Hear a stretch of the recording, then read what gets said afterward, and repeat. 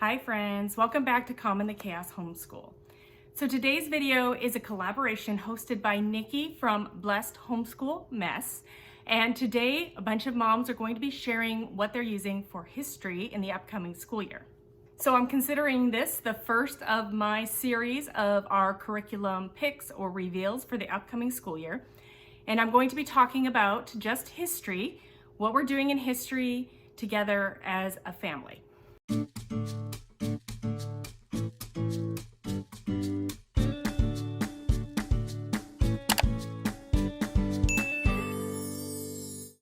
So if you've been here a while, you will know what we did last year. We were working on Bookshark D and E, as well as Beautiful Feet Books, Early American History. And so Bookshark B and D is basically all of American history. We have gotten up to, let's say, Young America, not quite up to the Civil War yet. And I think that's where we're going to be ending this school year, probably just talking about the events leading up to the Civil War. And then once we start the new school year, we'll probably be covering the Civil War and to modern day American history. So you will also know, if you've been here a while, that I like to try out a lot of curriculum. I like to mix and match them together.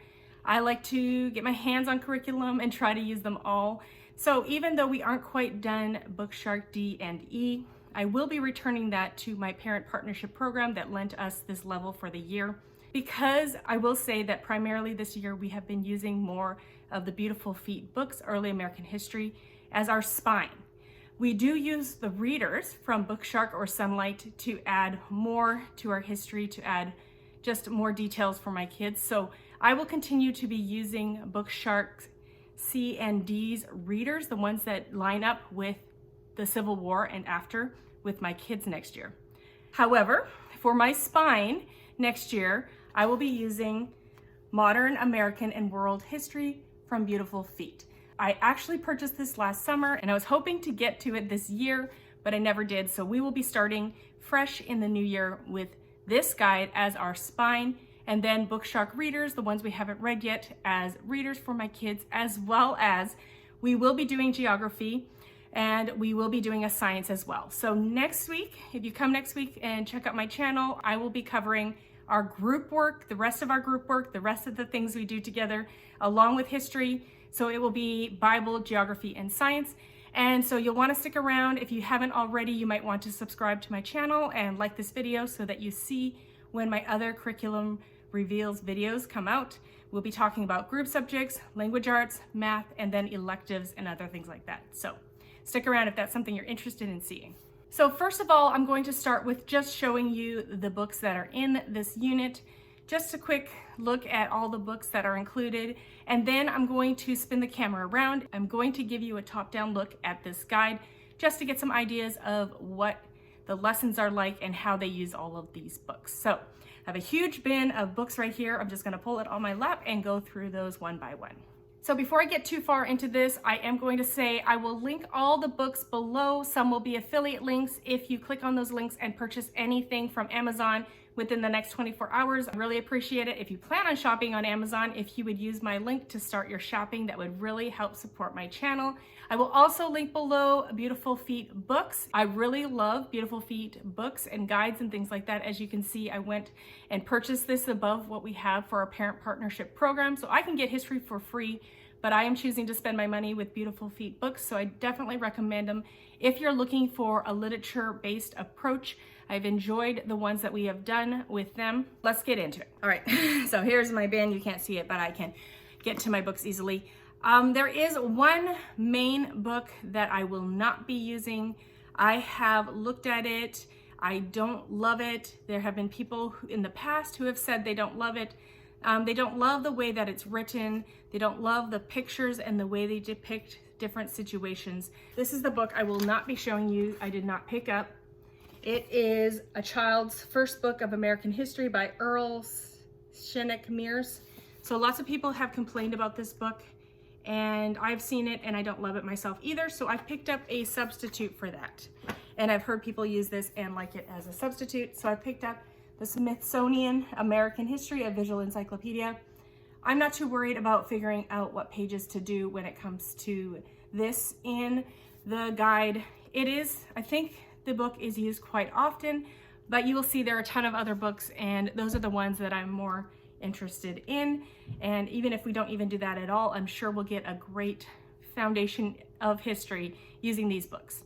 I do want to mention that we just finished up, it was early American history, and that was the primary version. So that is K to 3, even though my kids this year are 4th, 5th, 6th, and 7th graders, but it was great. We really enjoyed it. It wasn't too babyish at all for these kids.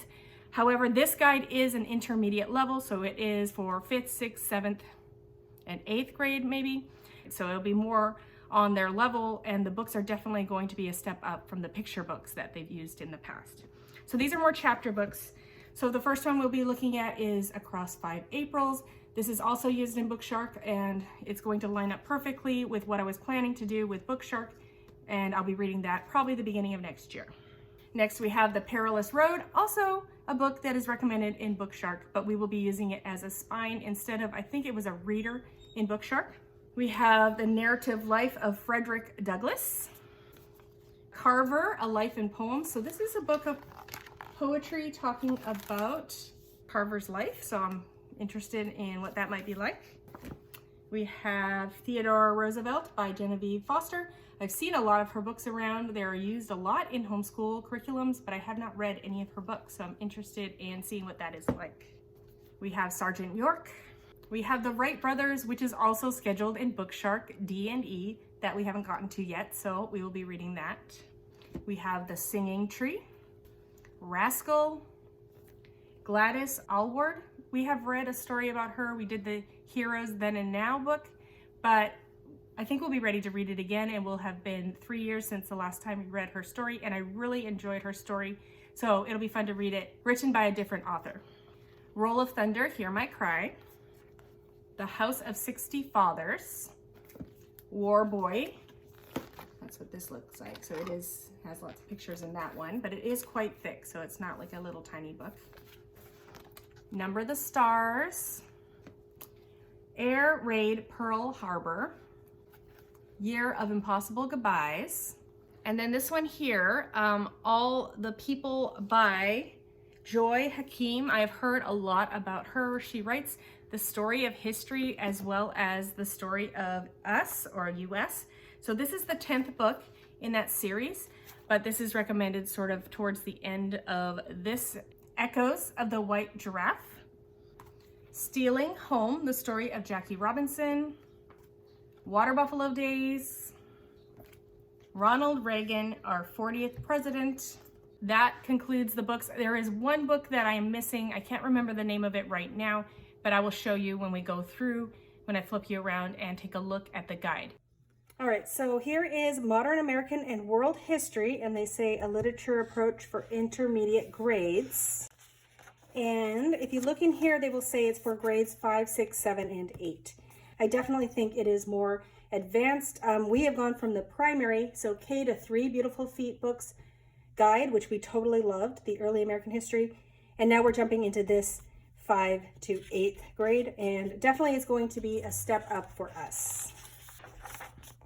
All right, so they have a little welcome section here, and then how to use the guide.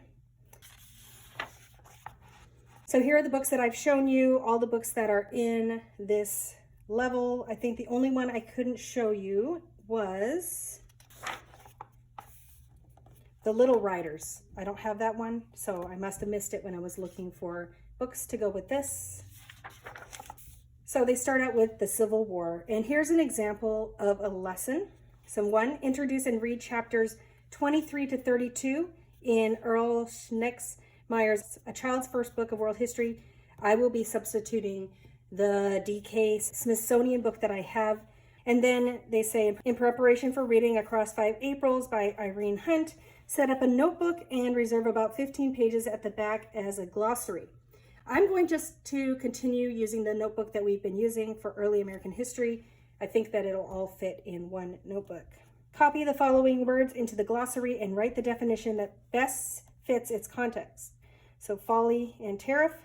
As you read, you may encounter some unfamiliar words, especially since you do not live in Southern Illinois in the 1860s. Make a guess based on the context. Here is a guide to help you understand some of the 1860s Midwestern dialect the author uses. So there's a few words that will help them understand what you're reading. And then they have a historical overview here, factors leading to the Civil War. Okay, then number 3, read chapters 1 and 2 in Across 5 Aprils. And then there's some questions for them to answer. And then begin working on timeline, cutout, color, and paste on the timeline, the bombardment of Fort Stemmers. So we did not buy the timeline because we will have our timeline figures from Bookshark that we did last year. So we'll just continue to add events as we go. So then lesson 2, we have some more words to write down, some definitions. We're reading chapters 3 and 4 in Across 5 Aprils, comprehension questions.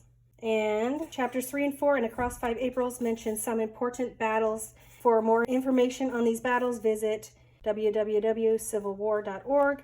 Navigate to the tab Battlefield, select Bull Run, and then view the Bull Run animated map for a short video detailing this battle. So they do give occasional YouTube videos to watch or different websites to visit. Some more information about Illinois. And then lesson 3, a few words to define. Read chapters 5 and 6, comprehension questions. Visit that website again and look for another interactive map. Begin writing a rough draft on any one of the important battles mentioned in Across 5 Aprils. Be sure to include where and when the battle was fought, who the main leaders were, how the battle started, what the result was, why it was important, and other notable information. Use a separate sheet of paper for the rough draft. The final draft will go into the notebook in the section on the Civil War. For additional information, use the website as a source. If desired, include a map of the battle in your report, paste it to your notebook.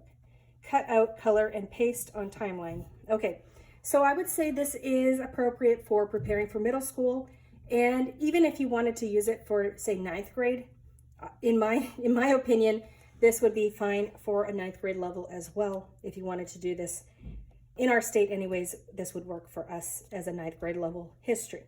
All right, so that's kind of what it looks like there.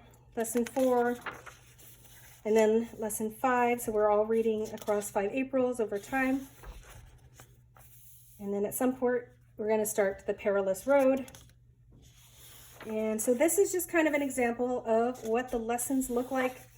Like I said, this is definitely more advanced than the primary version that we have been doing. We will probably be taking our time with this. So let's see, it covers the Civil War. I don't think they had it all broken into sections. No, so you'll just be entering different parts of world history and American history. I do like how it does include world history in here. It's not just American history, because I think that American history obviously was very impacted by world history. So especially for these later years, I think it's so important to line all the events up and know what's happening around the world. Okay, in the back here, I didn't really show you, but there's an answer key. So to all the comprehension questions. So if you had your child working on this, through this on their own, if they're writing down the answers, or if they're answering and you haven't read the books, there are answer keys in the back for all those comprehension questions. So a lot of answers here in the back, and that is it. So thank you so much for coming today. I hope that gave you a good look inside what this Beautiful Feet Modern American and World History Guide looks like for intermediate grades. Thanks to Nikki for hosting this collaboration, and I hope to see you guys next week. Bye, everyone.